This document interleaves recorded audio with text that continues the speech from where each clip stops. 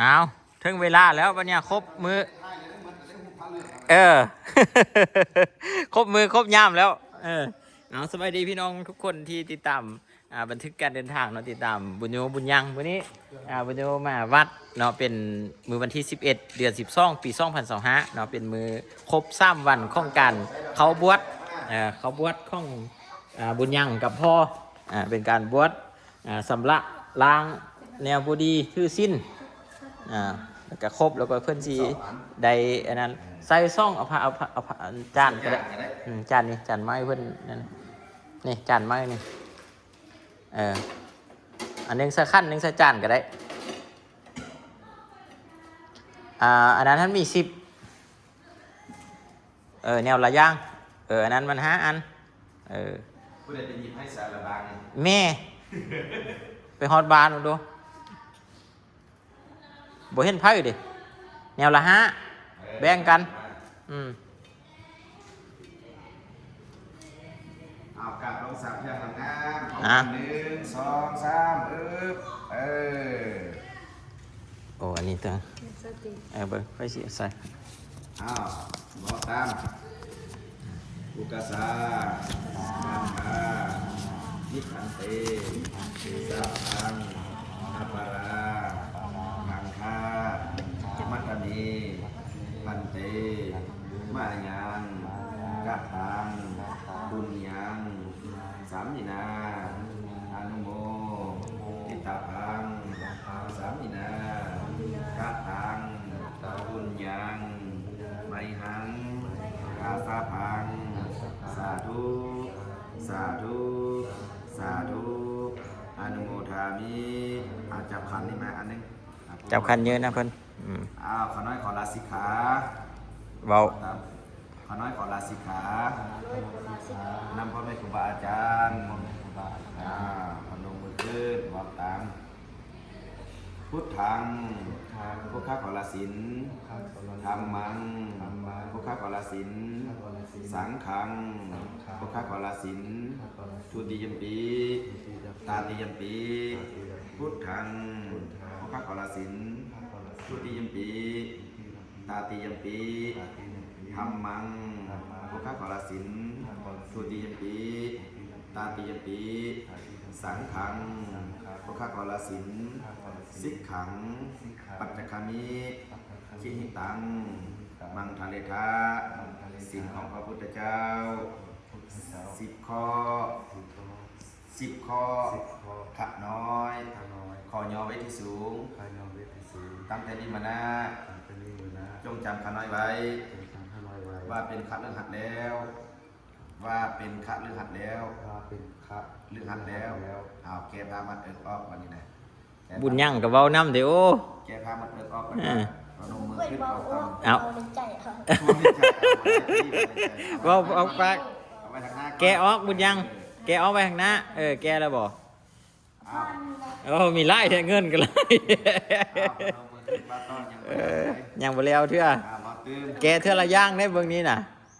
ทุติยมปีสิกขังปัจจคามิคิหิตังมังคาเลทาสิ่งของพระพุทธเจ้า10 ข้อขะน้อยขอยอไว้ที่สูงตั้งแต่นี้มานะจงจำขะน้อยไว้ว่าเป็นขะหรือหัดแล้ว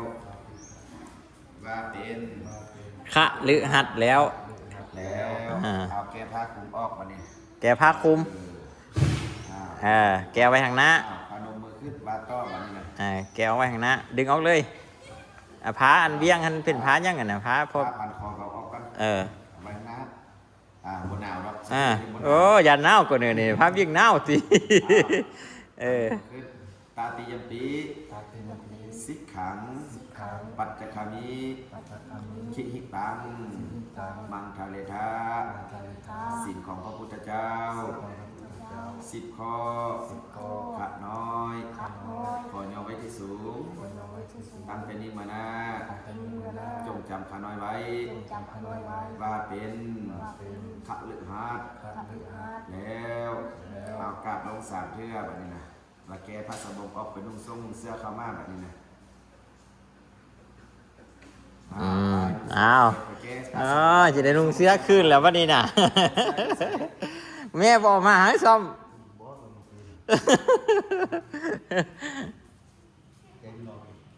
แกอยุ่งก็ได้แกนุ่ง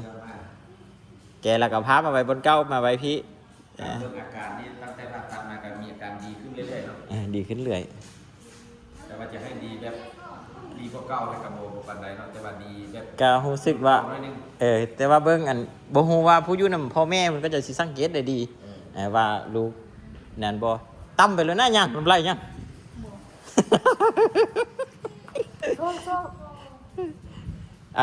อยู่นำไม่ออกอีกตึม มึงซิกมาแล้ว เดี๋ยวบาปเด้ จวนมาช่วยอันบุญยังเด้มาพอออกจับกองแล้วพอออกกันนั้นบ่ได้ส่งมาส่งนำไม่ออกมาให้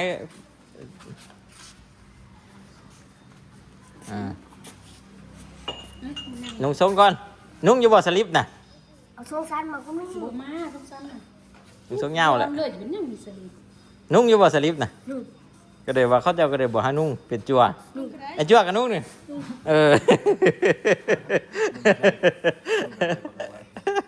ไอ้จั่วกับตัวนุ่งไว้บ่ไว้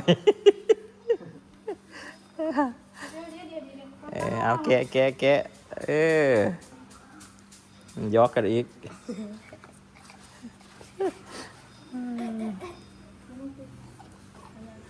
สิเรียบร้อยแล้วว่าอย่าปวดแท้แล้วได้บาทนี่เด้อเนี่ยสำเร็จแล้วบาทนี้นะจับไปวางไว้ต้นหน้าพุ่นเข้ามาจะได้ไปห้องเพลงคืนแล้ว สุดทุกว่ามาปลดนี้อ้อแล้วไปห้องเพลงกับคักบ้านนี่นะ อากาศลมสามเทือน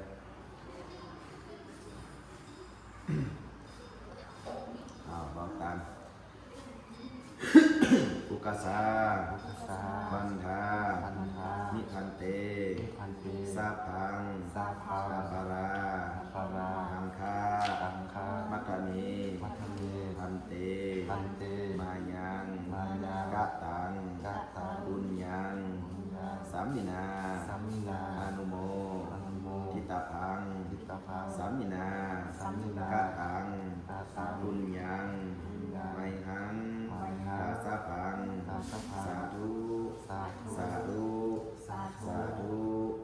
อนุโมทามิกายกรรมังวาจีกรรมังมะโนกรรมังอาสัจจิจากัมมังสัพพะปาปังพุทโธพุทธังอะโหสิธัมโมธัมมังอะโหสิสังโฆสังฆังอะโหสิสัพพสัตตานังอะโหสิตั้งแต่นี้มานะขอให้ข้าพเจ้าจงมีแต่ความสุขมีแต่ความเจริญอายุมั่นขวัญยืนปราศจากทุกโศกโรคภัยด้วยบุญด้วยกุศลนี้เถิดสาธุอนุโมทามิ ยกขั้นนะเพิ่น มาบัดนี้ ยกขั้น อ้าวหายทุกข์หายโศกหายโรคหายภัยมากเข้ามามัดแขนบัดนี้เอาผ้าออกบัดนี้ ถือว่าสำเร็จเนาะ สำเร็จมัดแขนให้บัดนี้นะ บุญยังตอนมาห้าสถุมื้อนั้นชื่อบ่บุญยังฮะมานี้บ่ชื่อจังเลยนี่ถามน่ะสถุตอนมาน่ะบ่ชื่อจังเลยเด้จนไปฮอดเวียงฮอดหยังก็บ่ชื่อบุญยังน่ะ สาธุอันให้ก่อนนี้อันให้ก่อนนี้อันดีกว่าเข้ามาตามมาของพุทโธมัดธรรมมัดสังโฆมัดพุทโธมัดเข้าของมัดสังโฆมัดเข้าของมานอนอย่าได้เงินน้ำผีอย่าได้หนีน้ำเพิ่นตั้งแต่นี้มานะให้อยู่ดีกินดีให้ได้อยู่มันกินยืนเข้าก่อนมานอนให้มาอยู่กับเนื้อกับคิงทั้งก่อนเงินก่อนคำลงมาอยู่กับถงกับไผ่ก่อนมัดก่อนยืนก่อนก้าก่อนคงลงอยู่ด้วยคิงไก่ย่าให้เป็นคนเก่งอยู่ใต้ลูกฟ้าให้เป็นคนกล้าในมงคลไปทางใดหอดจอดทางเดินเลี้ยงลูกเต่าข้าวปั้นให้มันให้ยืนให้ซุ่มให้เย็นตามบุญตามกุศลตามอายุไขว่าพุทธมัดธรรมมัดสังฆมัดอายุมันก่อนยังมีได้นักมานิอันอันนี้เป็นเข้าเป็นขวัญเด้อจิตถงจิตไทยแบบนี้นะ อ้าว มีแต่มึงยังกับพ่อที่จีได้มันแค่แล้วท่านลูกโอ้ผู้อื่นวัดอีเดียวไปห่างนั้นผู้ไร อันนี้ปะเต้าผมพุทธมัดกับมมัดสังฆมัดพุทธมาเข้าธรรมมาก่อนสักขัดมาเก็บเข้าก่อนมานอนใบน้ำน้ำจริงจะได้เมื่อน้ำผีจะได้นี่นะเพิ่นตั้งแต่นี้มาหน้าให้มันให้เย็นให้ซุ่มให้เย็นให้ได้อยู่เย็นเป็นสุขอยู่เย็นเป็นใส่อายุมันก่อนยืนอยู่น้ำพ่อน้ำแม่น้ำพี่น้ำน้องน้ำบ้านน้ำธรรมพุทธมัดอัมมมัดสังฆมัดมิติมันจะสุวัสดิ์ที่หัวโตหกลูกติดนักมามิทางอ้าวอันนี้มันเป็นเงินเข้าเงินขวัญเด้อ เนี่ยได้เงินควันนำไว้ติดท่องติดไทยพระอาจารย์เพิ่นเอาให้พระอาจารย์คำสุขเพิ่นเอาให้ เทื่อแล้วก็กลับบ้านได้ โอ้ ได้ละวันนี้นะอันนี้ขันเนี่ยมันแต่บ้านติด ขั้นมันแต่บาน ขันแต่บ้านส่งคืน โอ้ที่ว่าสำเร็จบุญยังสิกแล้วเด้อพี่น้องเด้อโอ้ถ้าสิเห็นเด้อบุญยังธรรมดานี่นั่นเด้อยู่ดีมีแห้งไว้เนี่ยมีแต่พับพ้าหันไว้เพิ่นพับพ้าเป็น นิมนต์ส่งสการมื้ออื่นเบิ่งตัวจริงคณะอาจารย์กับเฟื่องมากันเนี่ยอาจารย์กับเฟื่องเราไปห่วงทางเราข่าวแยกหลายข่าวแยกหลายกันเบิ่งข้าองค์ใดบ้างองค์มันไปโบแน่นอนแค่นี้ พับเลยเพราะเป็นยังแต่ละเซนพับไอ้จั่วมาพับพ้าไว้ดูพับพ้าเอ้ยเรียบร้อยแล้วพอบุญยังอ่ะ อ้าวมื้ออื่นนี่ค่ะขอนั้นก็สุดบุญต่อได้ แน่เอาขอบใจทุกคนที่ติดตามเด้อบุญยังสิกเรียบร้อยแล้วมีแต่เมียนเครื่องเมียนข้องเมียนไปเมียนห้องเมียนยั่งแล้วก็ ตัดผ้าหยังมาแล้วก็ ปัดบอนปัดทีเมียนบอนเมียนทีแล้วก็เมื่อ หากินใจขึ้นมาแล้วก็ภาพการที่เขาก็มาขอเล่าไว้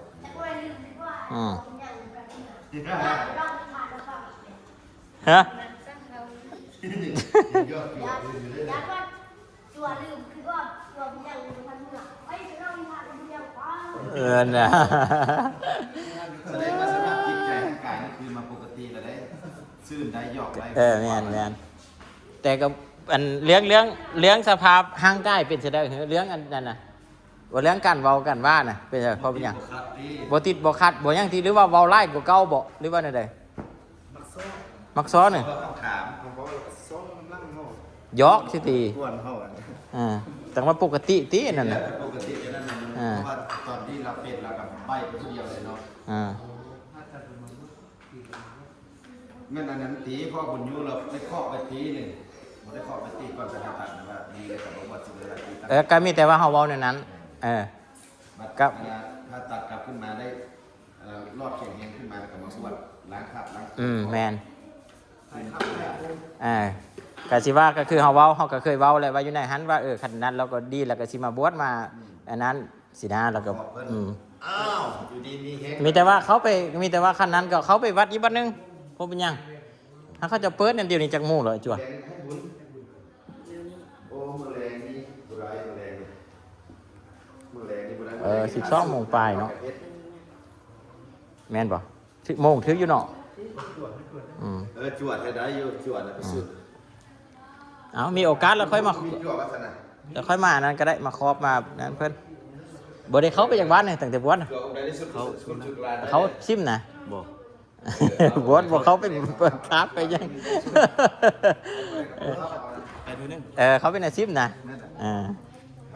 เอา บอกขัดตอนนี้รถกับมาขับกับมาขับ เอามีแต่ว่าอันนั้นเนาะเขาบอกขอบใจเดี๋ยวสาธุเด้ออยู่ดีมีแหงเดี๋ยวมันคนนี้ เขาเรียกเอาไว้วัด เอาไว้วัดนี่แหละเนาะ เอาไว้วัดเอาไว้คันเอาเมืองให้เขาเอาเมืองบุเป็นยังไง เอาไปเพราะมันยังกับหูเสื้อเฮ็ดอยู่บ้านบ่มีวัดเด้ที่จริงเนาะกันบ่เลี้ยงกันที่ศาสนานี่อันนี้ก็บ่แม่นว่าหรอกผู้ใดที่ศาสนาได้ก็ได้สินับสิถือได้ก็ย่าแต่ว่า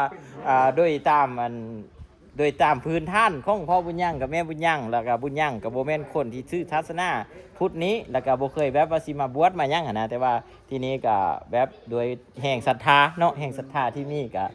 มาบวชอยู่ในวัดเป็นนุ่งผ้าเรื่องมีต่างๆก็เป็นการถ่ายคาบถ่ายโค้งคือเพิ่นเว้าหั่นก็สิได้อยู่ดีมีแห่งต่อไปนี้นี่ลืมอันนั้นนี่อันนี้ก็แม่นอันใดสาธุฮูเนาะสาธุไปซั่นล่ะอันนี้เป็น เป็นน้องบุญยั่งก็นี่นะจัวก้อนนี่นะ